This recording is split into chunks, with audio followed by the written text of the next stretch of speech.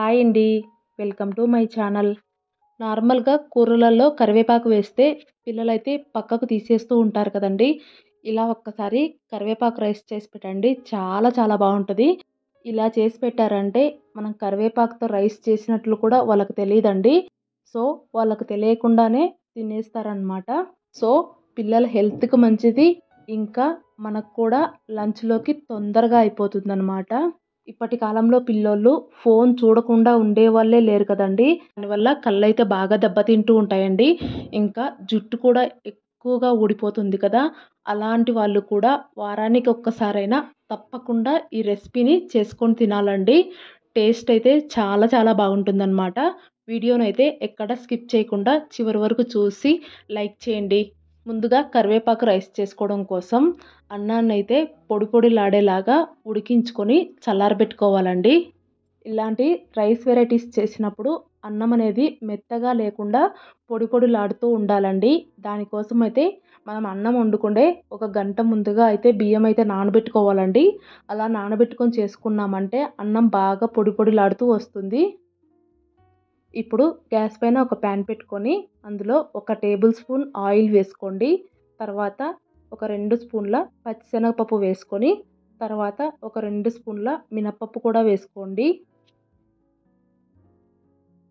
రెండింటిని గ్యాస్‌ని మీడియం ఫ్లేమ్‌లోనే పెట్టుకొని కొద్దిగా దోరగా ఫ్రై చేసుకోండి. కొద్దిసేపటికైతే అవి లైట్‌గా ఫ్రై అయిపోతాయండి.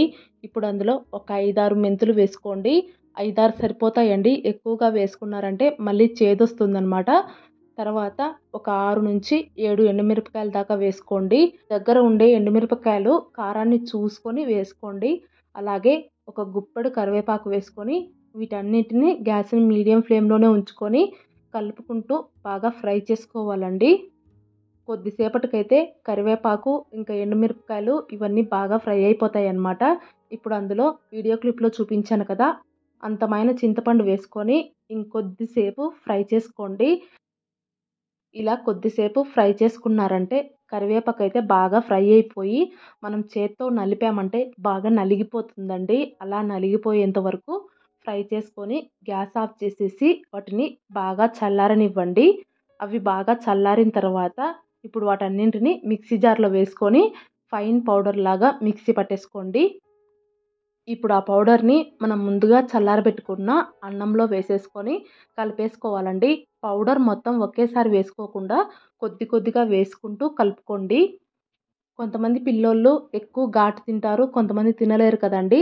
దాన్ని బట్టి అయితే పౌడర్ కలిపేసుకోండి. ఇక్కడ నేనైతే మొత్తం వేసుకోలేదనమాట. తర్వాత ఒక స్పూన్ సాల్ట్ వేసుకొని సాల్ట్ కూడా రైస్‌లో కలిసిపోయేలాగా బాగా కలిపేసుకోండి.